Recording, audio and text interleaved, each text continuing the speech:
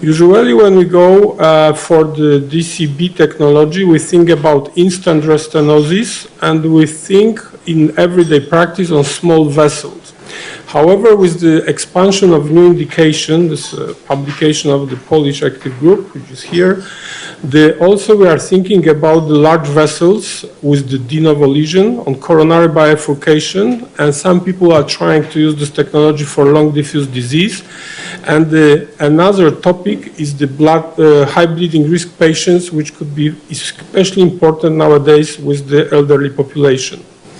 So I would say that we have some evidence in guidelines, but also we have the long history of the drug-eluting and drug-coated balloons, because we have some guidelines recommendation, but most important, we have a lot of trials which are small, which are also the big meta-analysis, but certainly we have more than 14 years, 16 years of experience in the different settings. As I said, the most established, it was the instant restenosis. New studies which are ongoing on native coronary artery treatment. So this is after this 15 years history, not the end of the story, but rather we want to develop with the new trials, including the large vessels, so not only small vessels, but large vessels, and to understand next years with also new trials how, for example, like Picoletto on Transform, how this technology will be finally used based on the guidelines.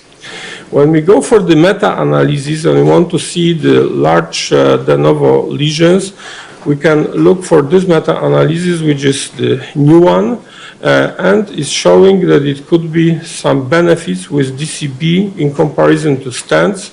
When we go for individual components like TLR, MI, and CVDES, we see a trend toward better outcome of individual components with DCB over stents. So concerning the remodeling, it could be beneficial with drug-eluting balloon in comparison to drug-eluting stents, which we know for many years that if we leave behind the vessel without metallic struts, the vessel could remodel and could have the better long-term late lumen loss, so lower. In conclusion, I would say that DCB are commonly used for instant restenosis and there are no guidelines recommendations for DCB in de novo lesions. The evidence supports DCB in de novo lesions for small vessels and suggests promising early results in larger vessels. As I said, there are many ongoing trials. DCB is feasible, but of course the selection of the patient, adequate preparation are important, and there's recognition of the dissection. And we need to interpret all the publication result with the caution, because there are different studies with different subsets, with different experience operator and different patient characteristics. However, hybrid approach in coronary intervention, even in the case which I presented shortly, the concept of the combination of DCB and DES is valid concept. I think that needed in everyday practice in the CAD lab, especially for complex lesion, and I'm pretty sure that many of these patients will be presented today.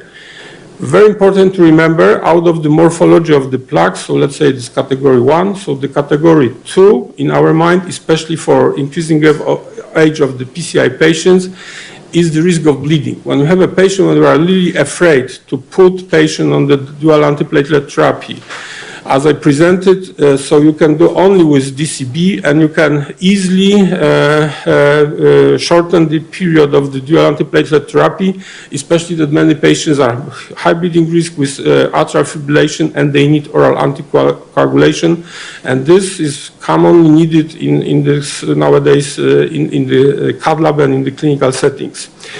So I would say that DCB, we should remember that there are no living metal behind, could be especially important for patients when you want to avoid stent strut malposition in the vessels with irregular walls, aneurysmatic dilatation, and probably more and more evidence is needed for bifurcation.